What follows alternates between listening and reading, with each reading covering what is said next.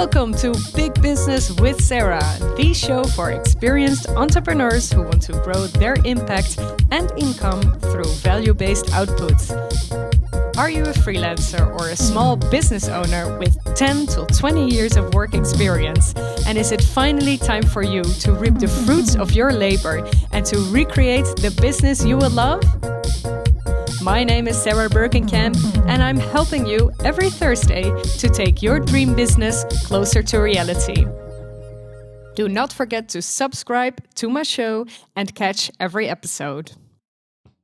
Welcome to episode 5, My Secrets to Enjoy Writing a Business Plan. And how to actually have fun writing a business plan. We're almost 2 months in 2022, and if you haven't got a business plan yet, no worries, I can help you make this fun. The problem that you have probably is, I'm not having a business plan because my business already works this way.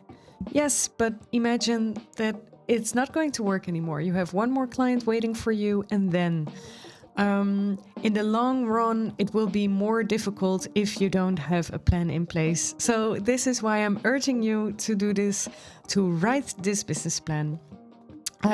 So do you want to take your business seriously, or maybe your business idea seriously, and grow and set yourself a plan?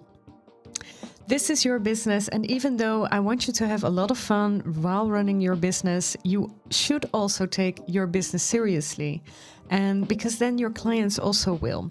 So having a look, taking a few hours this week or maybe next week to write down what your plans are, and it's okay if you're not reaching all of those goals that you're writing down. That will really help you and help you focus also.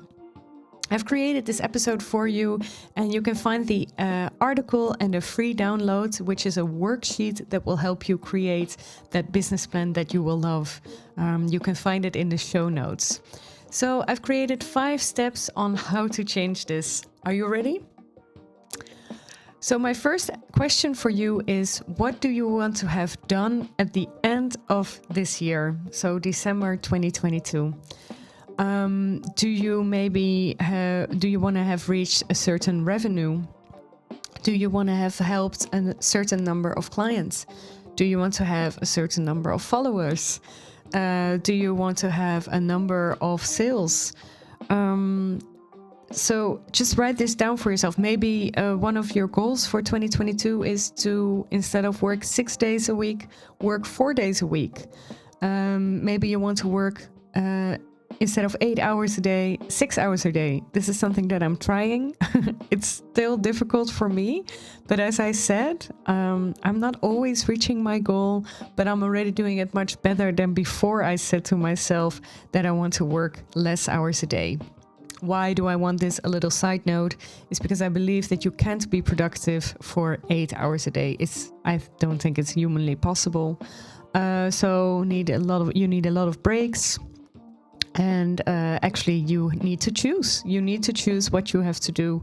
I will also record an episode about productivity very soon, where I'm diving a little bit more deeper into this. But just for you, so you know, a little example that I'm having. Then the second step is to determine what is needed to reach that goal.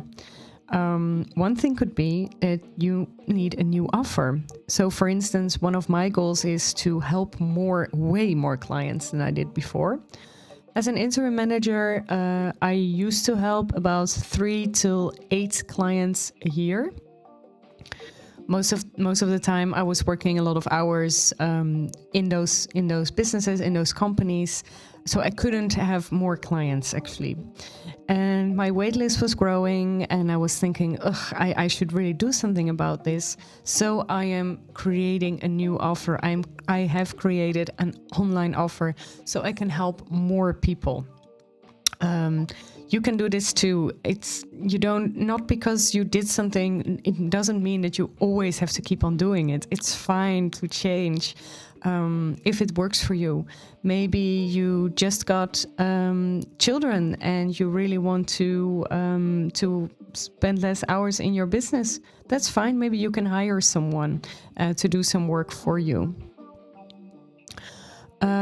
Maybe what else is needed to reach your goal is that you need to talk to potential clients more. I am trying to make it my goal to write to clients every day. But yeah, maybe you also want to do that. Do you maybe need to write a business plan? Well, you're already going to do that now. Do you need to create a realistic or a dream budget? So, for instance, what I would say with your yearly budget is that I think if you're reaching your goals, which you've set at the beginning of the year, if you're reaching that goal at the end of the year, I think you should really make a dream budget, a budget which is different from what is realistic, and just really go for that dream budget. And then it's fine to reach that realistic budget, but you will probably reach a little bit more than what you've expected. So I will also do an episode on that one too. Maybe you need a sales plan. So, for instance, that could be writing to clients every day. Maybe, how do you say it? Investing a bit in advertisement. A plan actually to reach more sales. Maybe you need a social media content plan. You want to be visible. You want people to see you. Do you want to increase your lead generation? Actually, all these things that I just mentioned, I changed myself. So it could be anything really. You also do need time, of course, to work on this. But already writing it down, not feeling too much like, yes, but I don't know how. Just think about what you could do. What could you do to reach that goal that you want to have at 2022, at the end of 2022? So the third step is to cut your goals up into quarters or months or weeks or days. So for instance, I'm going to share something with you. For me this quarter, so I make quarterly goals. For me this quarter, my two goals were to launch my big business course and to launch this podcast. And it's not like when when you're saying, oh yeah, I want to launch a podcast or I want to write a book. It's not like that the book actually already exists. No, you have to take steps to get there. It's always such a terrible shame, but it actually is true. You always have to work to reach some of your goals. And so I determined what I want to do, and then you can decide how you're going to do this. So for instance, for my podcast launch, this was very easy. I'm skipping a lot of steps, but just for you to get an idea. Decide on a launch date, which was February 24th. Find a platform that helps me, like an RSS feed that sends it to all the platforms, all the podcast providers. 3, think of my goal for this podcast. So my goal is to share a lot of value with you, but of course I also want to encourage you to look into my courses and really become one of my clients. I want to show you that I'm able to provide you the information you need through this podcast. That's my goal. 4th is decide how to record and if you want to add video recordings. So currently I am setting up also some video recordings. I'm sharing it also on YouTube just because I want to have more reach, and it's quite easy for me to add that to it. Of course I have to put on makeup and everything, but I do that almost every day. So it's fine, and I'm also batching my episodes. So currently I am recording 6 episodes. This is also a few launch episodes, but I also want to work actually 2 months ahead of the actual launch date. And so the fifth step that I'm taking is batching my content, what I just said. You can also do this. It's quite easy to figure this out. You can use, if you're launching whatever, you can use actually the 5 steps that I just shared with you doing this podcast. You can do this for anything. We're writing that book, making a course, whatever. Creating that framework isn't that hard. Then optional step 4 is that you can look back at last year. What went well? What did you like? What did you enjoy most in your business then? I do enjoy evaluating, thinking about how things could be better, but this could also kind of hold you back a little bit, because it can also be like, yes, but last year it was going so well. I'm really not sure if this year, and I don't know how many clients. This is also thoughts that I'm having. Of course, everybody is having this, but it's fine. You can do this, but I prefer not to do it anymore, because I know what happened last year, because it was last year. And then my 5th step advice is, what do you want to reach in the long run? I want you to think about the impact you want to make in this world. What is something you want from this world? And if you've listened to the first, or actually the 2nd episode, my introduction episode, you know that I'm very much into female empowerment.